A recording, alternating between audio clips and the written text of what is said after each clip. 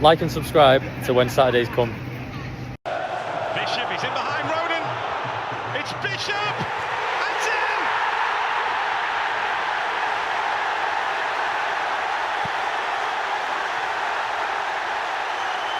Leeds United feel the full force of Fratton Park. Portsmouth have been longing for days like this again.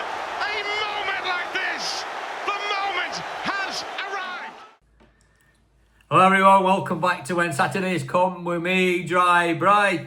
I hope you've had a good weekend and enjoyed the result.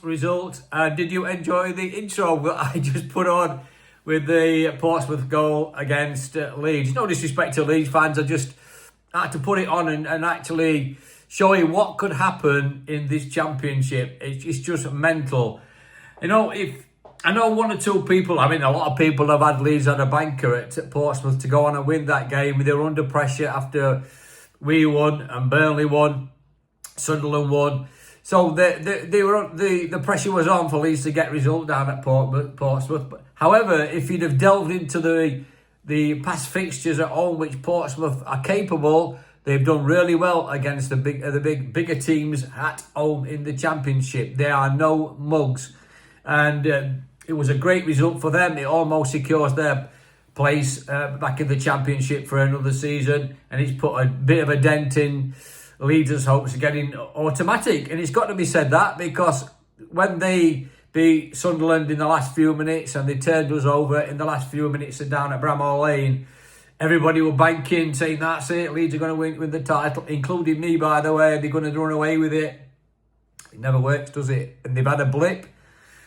Last two games, they lost drop points against West Brom when they drew, and now they've gone and lost against Portsmouth. And the gap is now down to 2 points between the top three, us, Sheffield United, us, Burnley and Leeds.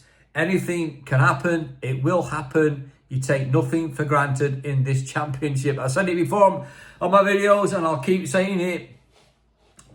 Who's going to crack? And any one of us could easily do it. It's always got the bottle now. There are 10 games to go. It's countdown. And every game is going to be important. I'm not saying it's totally squeaky bum time yet. It will get there. Leeds will be under a bit of pressure. I'm not saying Leeds are going to bottle it, by the way. I think the next game at home to Millwall might answer a few questions regarding that score. They will definitely be going for it. They'll want to bounce back, and you won't put it past them to do that. But when nerves start setting in and the expectancy starts rising, it affects people, doesn't it? And it affects fans. I saw yesterday some of the anxiety of the Leeds fans doing a bit of a meltdown about it, and I guess we would be, and I guess Burnley would be. But it's no good relying on other teams. We, Sheffield United, cannot be relying on what Leeds do, or Burnley do, or Sunderland do. It's what Sheffield United does. And I said in my last video, it's no good coming off that pitch on tomorrow night and saying coulda, shoulda, woulda, if, buts, maybes. You've got to go on that pitch and win your battles all over the game. It takes, like Chris Wilder always says, it takes a lot to win a game of football in Championship, and it does. And you need a bit of luck as well. So, for me, it's rinse and repeat. It is go there. I don't care if it's another 1-0. However we get it, or whatever the score is, just carry on doing what we're doing and grinding out results. I thought it were an easier win on Saturday than the 1-0 suggests. We played quite well, actually, to be totally fair. There's some good performances on the pitch with HAMER and City Peck and Aware and people like that. They've all got to rock up again tomorrow, haven't they? It's the consistency we're looking for. And I know it gets up Chris Wilder's nose, the 76 points that we've got. We have had 2 took off, as I know it gripes him. And we are actually best team in the league if we hadn't lost those 2 points. But anyway, we're going to Bristol City. They're managed by Liam Manning. I think Chris Wilder knows him. I put a few stats down just to put you in a picture of what Bristol City are capable of doing. So, the away form, they played 18 away. They've won 4, drawn 8 and lost 6. The last 5 away games, they've drawn 3, won 1 and lost 1. So the away form is not bad at all. The last 5 games they've played, they've won 3 and draw 2, so they're in a bit of form. The average goal scores have been 1.28, and the goals conceded have been 1.08. So they do score and they do concede as well. Not phenomenally. They've got 53 points in championships. They lie 7th in the league. They're 2 points behind West Brom. So they'll be looking to get a result down at Bramall Lane. So they've got a goal difference of +7. So Bristol City are in a bit of form at the minute, as we are. I think, again, it will be a tight game. I hope it isn't. We go on and beat them comfortably, but we've never beat anybody really comfortably all season, have we, in terms of goals? I don't think have we seen a 3-0 or something like that? I can't remember. But anyway, not to worry. I've got Chris Wilder's presser to follow. That'll be doing that around 9 o'clock tomorrow. When it's all done and sorted, I'll put it on, and you can look at that at your leisure, as you can with this video. Thank you, as always, for liking and subscribing. I really, really appreciate it. Put your comments in the bottom what your team might be. I don't know. I can't really give you my team, because I think Chris might rotate it tomorrow. I'm interested to see what he says in his presser on injuries like Souza and HAMER and all people like that. So he might rotate it round a little bit. We've got one eye on the game next week on Sunday at Sheffield Wednesday.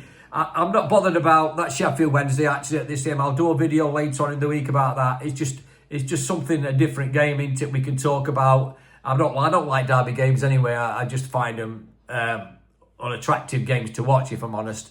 But anyway, I'm not going to talk about that today. It's all about Bristol City. I'll be back on again either Tuesday night or Wednesday morning with an update on the Bristol City game, a match reaction, and see what happens. So have a good day, folks. I'll be back again later. Up the blades. Take care, and I'll speak to you soon. You talked about managing minutes for quite a few players when we spoke on Saturday. Is there any chance that a few of those, like HAMER or Souza, could be rested entirely for Bristol City? I'm not sure rested. We've got a couple of injuries that we've got to assess over the next 24, 48 hours, but I should imagine every club up and down the country at this particular moment, especially in the Championship, will have the same issue. So we'll pick a team, hopefully, that can go and get another positive result on Tuesday night. Is one of the benefits of the work that you as a club did in January now that you do have options and good options to bring in, so you don't need to necessarily push players? Well, yeah, but I've said right the way through and been consistent with what I've talked about, was that we were light at the start of the season, and even going into sort of the first game really. I always remember that day at Huddersfield, that night at Huddersfield. So it was a week before the start of the season. So. Parity with the clubs in and around the top of the division. I remember doing an interview with you at the start of the season as well. So I think it was, fabulous in terms of how we got to sort of January really still being intact. We had a little period through there where we suffered a little bit through injuries, but managed to get through it. But certainly January was a massively important window for us. And then talked about sort of little issues as well, getting players up to speed and getting players integrated in terms of how we play, not from a cultural point of view, because all those boys that we brought in, the ones that are playing in the first team, knew what we were about, and I knew what they were about. Tom Davis, Clark and Gilchrist as well, where are they at? Alfie is back with us. Harry's back with us as well, because they both went to their parent clubs. So we'll assess them up to the weekend. Tom Davis won't be available for the weekend, so obviously rules him out for tomorrow night as well. So the two boys that won't be available for tomorrow night, but there's a chance that they could be for Sunday. So we'll assess them during the week. We've seen that Ollie Arblaster's making some decent progress. Whereabouts is he? Is there any chance that he could return this season, or is that definitely next year? In his mind, yeah, he potentially wants to play Sunday, as you can imagine. But no, it'll be next season. So he's got some hurdles to get over. He's worked extremely hard and been diligent with his work. He's chomping at the bit, as you can imagine him doing so. and yeah, he's still got where are we? Yeah, he's still got a third of the work to go through. But he's in a good place. Just talked about him now in the medical meeting, so he's in a good place, and he's out on the grass and working. But still, that's a medium to long term injury. Hopeful that he'll be ready to go next season. Yeah, definitely. Yeah. He'll be looking to come back into pre-season. Whether it's the first day of pre-season that he's back in with the first team, we'll work on that. But he's got a long summer ahead of him as well. He's got a lot of work to put in to get himself right for the commencement and of the new season, and him getting back up to top speed. And when we do, then we've still got a hell of a young player on his hands. Just wanted to double check the process with bookings at the minute. As far as I can tell, that the players on 9 bookings, the deadline's passed for kind of getting bans for that, because Anel's on 9 at the minute. I think it's Bristol City. Then after that, I think it's 15 to the end of the season. So yeah, we've managed to work our way around that. Disappointed that Anel got booked against QPR, but yeah, apart from him, I think everybody else is okay. I think Gus is on 11, so we're pretty safe and pretty comfortable to deal with that situation. So fingers very much crossed that Anel doesn't get booked midweek this week. Yeah, I think we have to be competitive in our approach, as we always are, and it's another competitive game, top championship game on Tuesday night. But it didn't come as a surprise to us, sort of the physicality of the game on Saturday, and he managed to come through it when he had to deal with Jules, winning headers, winning tackles. And I thought Anel and Jack were outstanding on Saturday, because it was a pretty physical game and a physical approach from the opposition. Another player you praised at the weekend was Sidney Peck after another outstanding performance. Yeah. Just how far can he go in the game, do you feel? Well, always. He needs a bit of luck to stay clear of injuries, but his attitude's outstanding. It's one he's. It's one that in the building we all understand from an early age when he came into the football club, and the door's opened, and you always hope that when the door opens for young players, they go and take that opportunity and walk through it. And he's certainly done that. He's endeared himself to the supporters, quite rightly so, because of his approach. We love his approach, but he can play as well. So, listen, we don't know how far the boys can go, but when they get an opportunity into a first team, all they have to do is impress and take the chance, and they have done. He's had off days.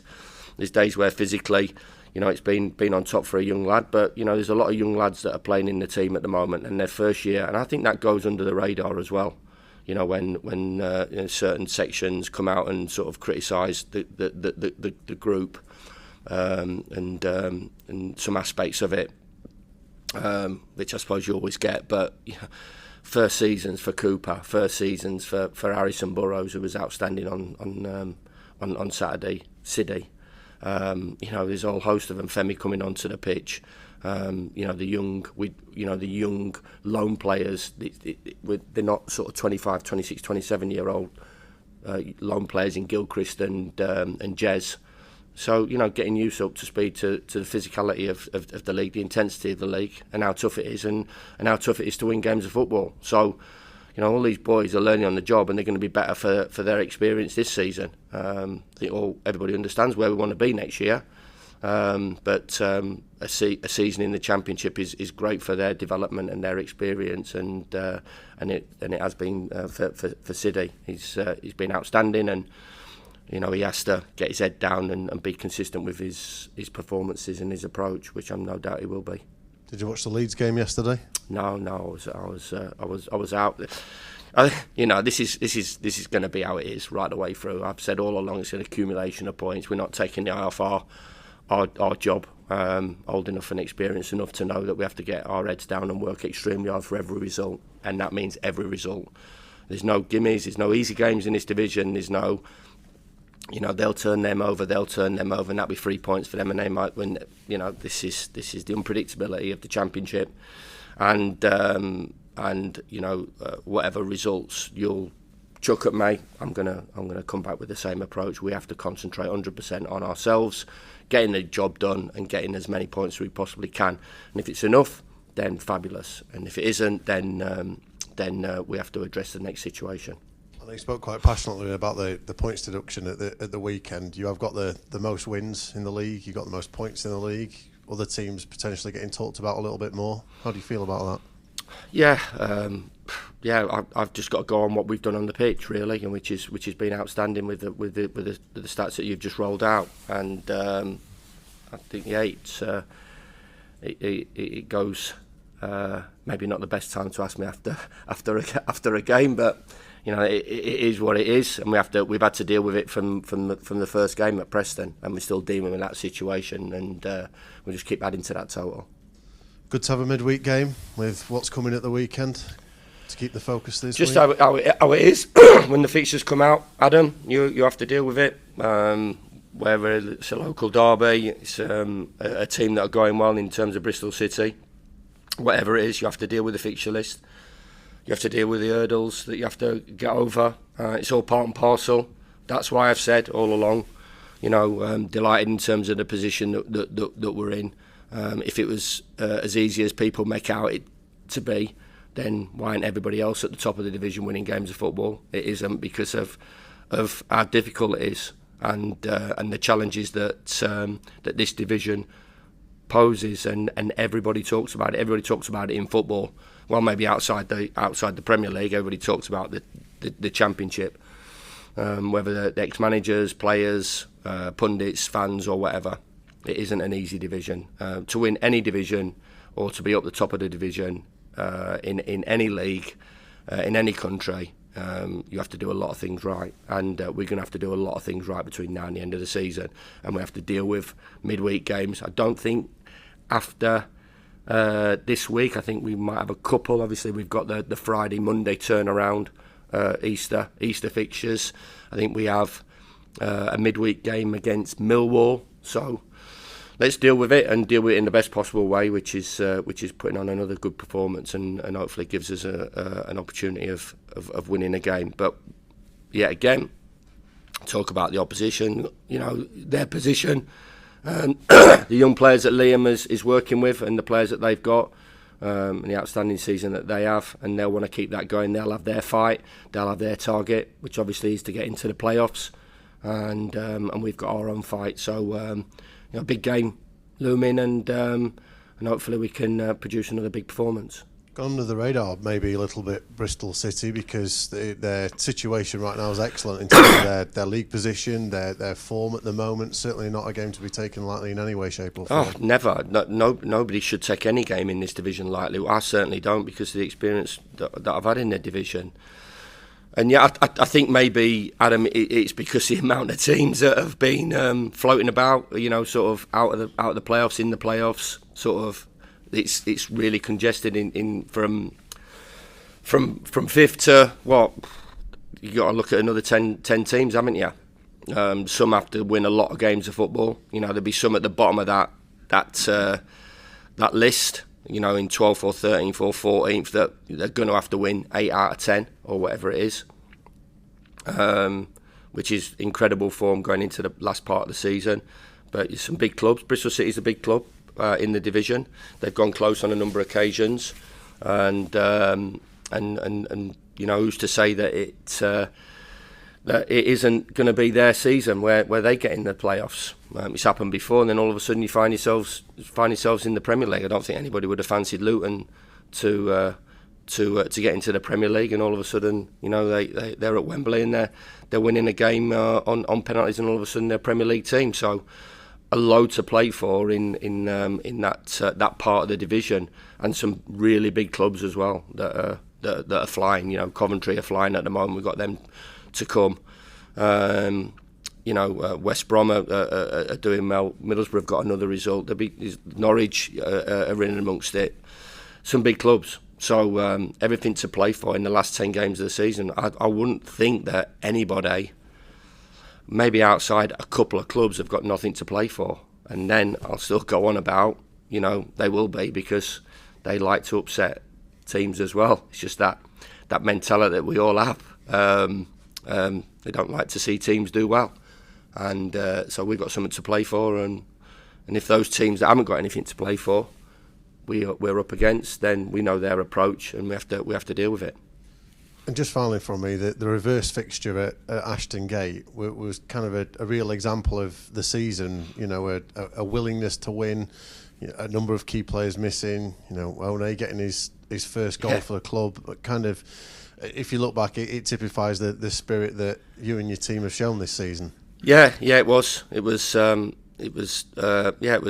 topsy-turvy game. We started off okay, created some chances, but the home form is fabulous.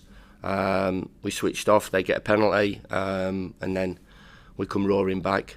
You know, we wouldn't have possibly expected a 17-year-old to come on the pitch, you know, at a top-end championship game to score. Was great experience for him, and obviously the scenes at the end. We had an advantage of playing against 10 men, but I've said our approach all season is to go and win games of football. There's times where you're going to have to see games out. There's times where, you know, people, and I've said we're learning on the job and we're not perfect. It's a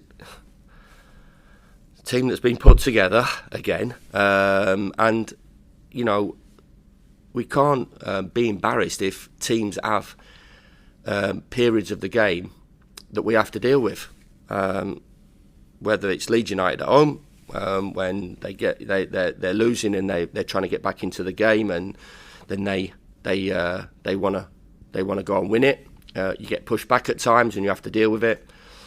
Deal with the situation on Saturday. Quite easily go and put 5 people at the top of the pitch and go for a second goal and leave ourselves wide open. But you have to understand that it's a game of football, that they're going to have a little bit of the game, and they did have a tiny bit of the game on Saturday, where they got to a stage of the game after 75 minutes, 80 minutes, or whatever it was.